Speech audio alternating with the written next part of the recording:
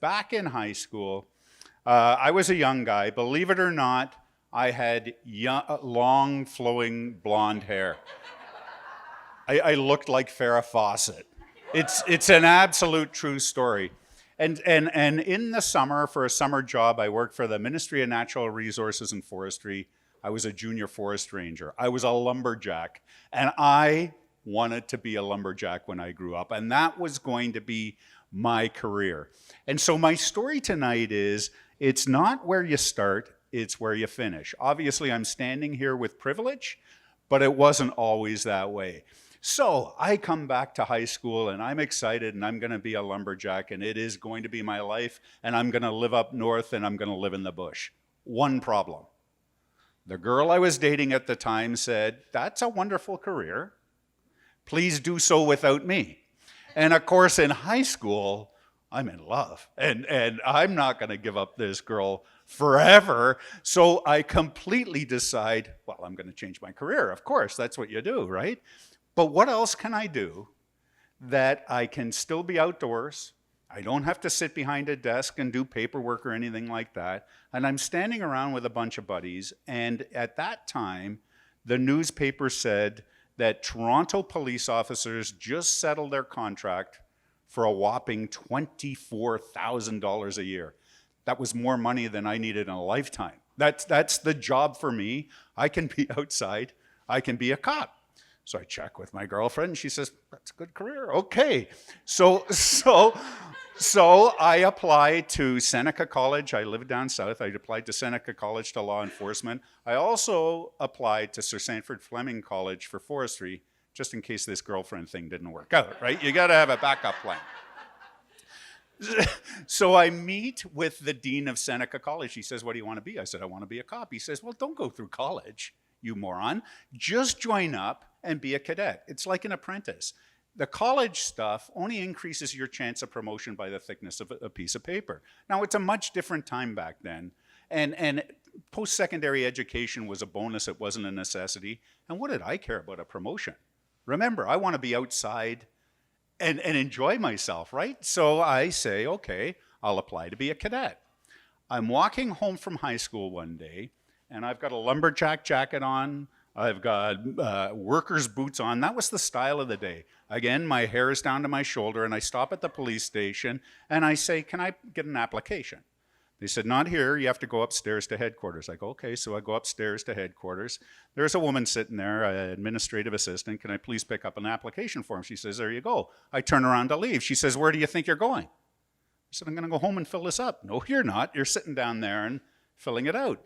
So it's not a resume or anything, it's a form, and I'm filling it out. You know it. Where do you live, and what school do you go to, and what are your hobbies? And I hand it in, and I turn to leave, and she says, "Where do you think you're going?" I said, "I think I'm going home." She says, "Oh, no, you're not. Sit down. You're going to be interviewed." So I'm now in an interview with a lumberjack jacket on, work boots, hair down to my shoulder, and I go, okay, what do I know? I'm a high school kid. And I get brought into the deputy chief's office. First question, he says, "You know, you got to get your hair cut." Little did I know I'd end up like this, right? I'll get my hair cut. Okay, you got to get your hair cut. So he starts looking through my resume and he says to me, he says, "So, says here you play hockey." I said, "I do." He says, "What position do you play? Because we got a really good hockey team." I said, "Well, I'm a forward." He says, "We need defensemen." I said, "I can skate backwards." And I was hired. Literally 2 weeks later, I had to go through, I don't know, some test that told them where the Suez Canal was. I went down to a doctor's office. And Alicia, you're applying to be a police officer. Isn't this just tearing you apart? Because how hard it is to get in the job now, and I'm wandering in. I go down to a doctor's office. There's a cigarette hanging out of his mouth. He looks at me. He says, "You look in good shape." I said, "Thanks, doc." And I'm hired. I'm literally hired. And through the door I go.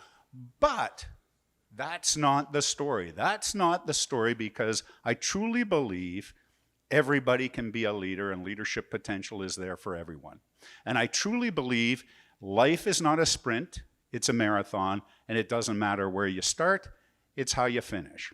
And so for me in my career, the position that I'm in now, when we're bringing new people into the organization, I'll say to people, those of you with all the letters after your name and degrees after your name and your nose is way up, put your head down. Those of you who just came from high school with no letters after your name, put your noses up. You see what happens? Everybody's the same. Everybody's the same. And now all that matters is how do you perform. And so for me, through the lessons that I've learned, the things I've learned is never stop learning. Be a lifelong learner. I'm proud to say that I now hold a master's degree in public administration from Western University. I've been internationally trained. I've got awards. I've got medals. I've got all sorts of things. But remember, I'm just a kid that could skate backwards. So if I'm a kid that can skate backwards and get into a leadership position, tell me everybody can't do it. And I truly do say that as a chief of police or as a police officer. If I can do it, anybody can do it. But it's about doing it. It's about persevering. It's about never giving up. And it's about pushing forward. So it's also one of those stories that you have to want to win. You have to want to be successful. And so my story ends with me, where? Up here in Sudbury as the chief of police. I live in the bush. I can get outdoors. And you remember that girl that I was dating then? She's married to me now, so I won in the end, didn't I? Thank you very much, everybody.